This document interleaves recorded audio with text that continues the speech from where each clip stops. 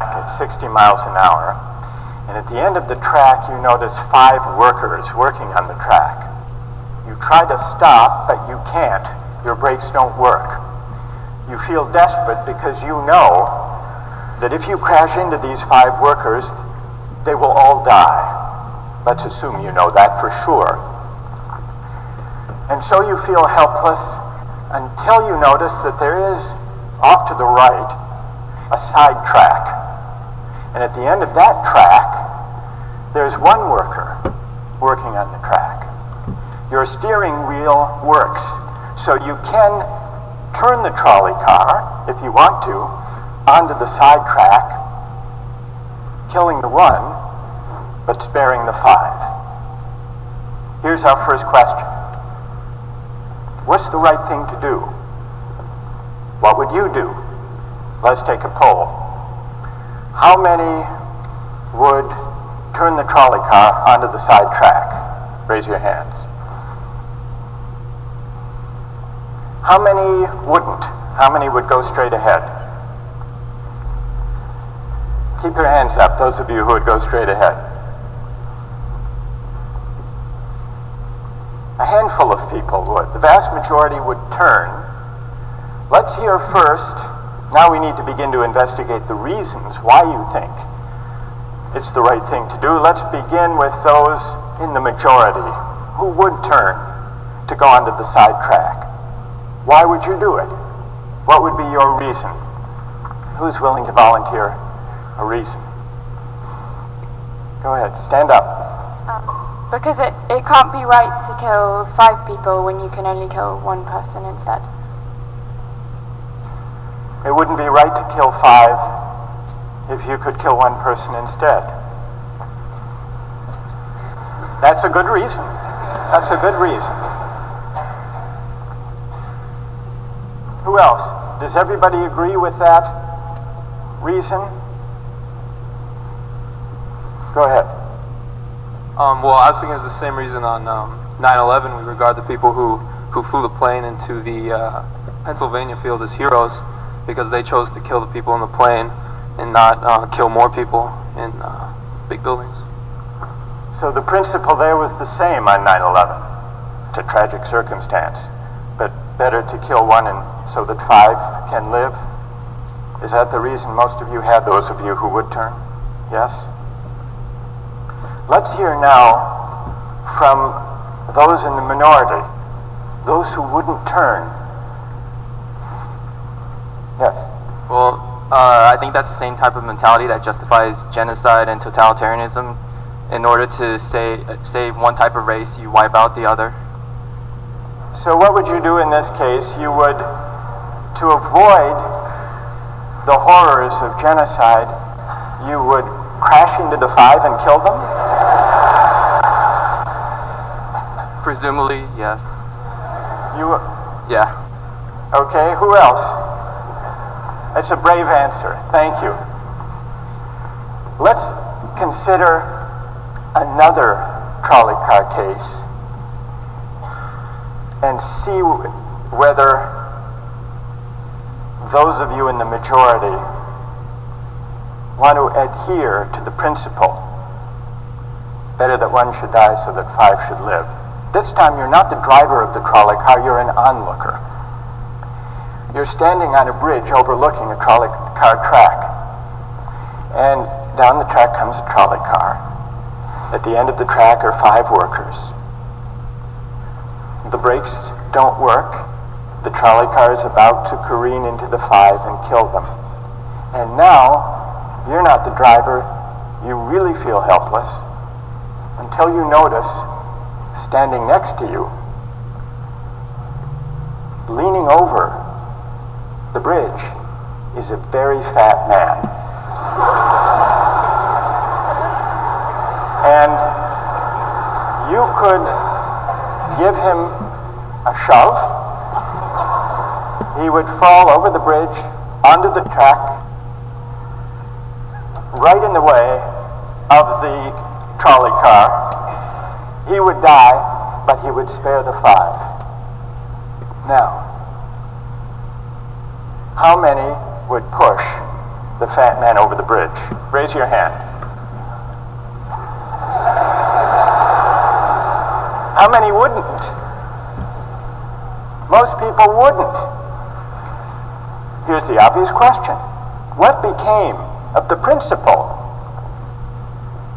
Better to save 5 lives even if it means sacrificing one. What became of the principle that almost everyone endorsed in the first case? I need to hear from someone who was in the majority in both cases. How do you explain the difference between the two? Yes.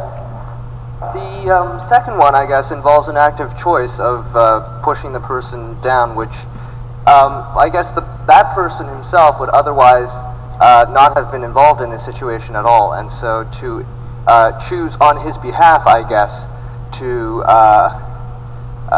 involve him in something that he otherwise would have escaped is, I guess, more than what you have in the first case, where the three parties, the driver and the two sets of workers, are already, I guess, in the situation.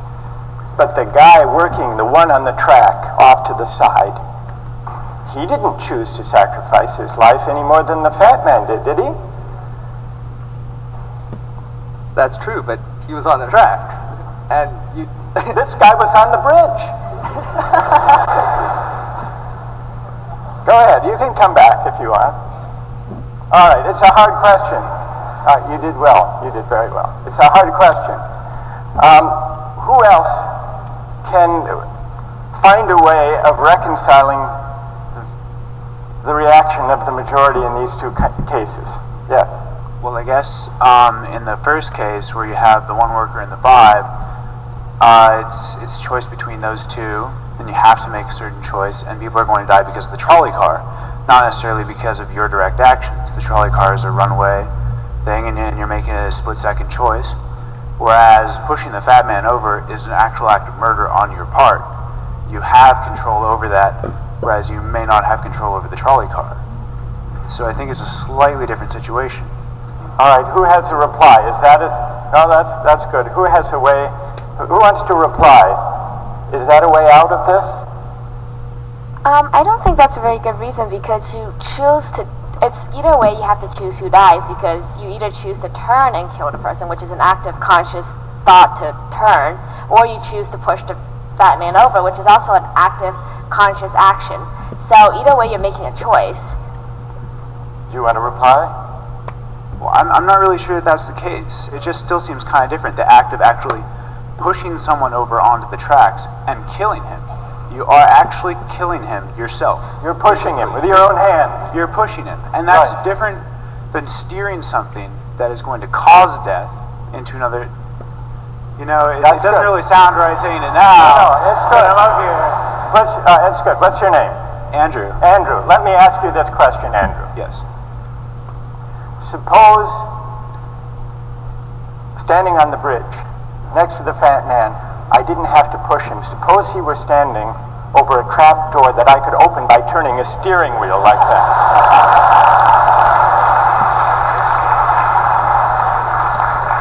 Would you turn? For some reason, that still just seems more wrong. Right? I mean, maybe if you accidentally leaned into the steering wheel or something like that. But or say that the car is hurtling towards a switch that will drop the trap. Then I could agree with that. Fair enough. It still seems wrong in a way that it doesn't seem wrong in the first case to turn, you say. And in another way, I mean, in the first situation, you're involved directly with the situation. In the second one, you're an onlooker as well. All right. So you have the choice of becoming involved or not by pushing the fat man. Let's forget for the moment about this case. That's good. Let's imagine a different case. This time you're a doctor in an emergency room, and 6 patients come to you. They've been in a terrible trolley car wreck. 5 of them sustain moderate injuries. 1 is severely injured. You could spend all day caring for the 1 severely injured victim. But in that time, the 5 would die. Or you could look after the 5, restore them to health, but during that time, the 1 severely injured person would die. How many would save the 5? Now is the doctor. How many would save the one? Very few people. Just a handful of people. Same reason, I assume. 1 life versus 5? Now consider another doctor case. This time you're a transplant surgeon, and you have 5 patients, each in desperate need of an organ transplant in order to survive. One needs a heart, one a lung, one a kidney, one a liver, and the 5th, a pancreas. And you have no organ donors. You are about to see them die. And then it occurs to you that in the next room, there's a healthy guy who came in for a checkup. And he's... You like that? And he's taking a nap.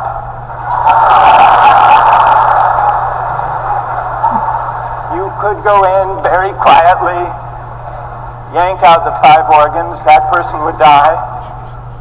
But you could save the 5. How many would do it? Anyone? How many? Put your hands up if you would do it.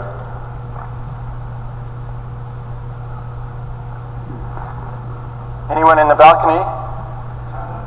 You would? Be careful, don't lean over too much. What? How many wouldn't? All right, what do you say? Speak up in the balcony, you who would yank out the organs. Why? I'd actually like to explore a slightly alternate possibility of just taking the one of the 5 who needs an organ who dies first, and using their 4 healthy organs to save the other 4. That's a pretty good idea. That's a great idea, except for the fact that you just wrecked the philosophical point. Well, let's step back from these stories and these arguments to notice a couple of things about the way the arguments have begun to unfold. Certain moral principles have already begun to emerge from the discussions we've had. And let's consider what those moral principles look like. The first moral principle that emerged in the discussion said the right thing to do, the moral thing to do, depends on the consequences that will result from your action. At the end of the day, better that 5 should live, even if 1 must die. That's an example of consequentialist moral reasoning. Consequentialist moral reasoning locates morality in the consequences of an act, in the state of the world that will result from the thing you do. But then we went a little further, we considered those other cases, and people weren't so sure about consequentialist moral reasoning. When people hesitated to push the fat man over the bridge, or to yank out the organs of the innocent patient, people gestured toward reasons having to do with the intrinsic quality of the act itself, consequences be what they may. People were reluctant. People thought it was just wrong, categorically wrong, to kill a person, an innocent person, even for the sake of saving 5 lives. At least people thought that in the second version of each story we considered. So this points to a second categorical way of thinking about moral reasoning. Categorical moral reasoning locates morality in certain absolute moral requirements, certain categorical duties and rights, regardless of the consequences. We're going to explore in the days and weeks to come the contrast between consequentialist and categorical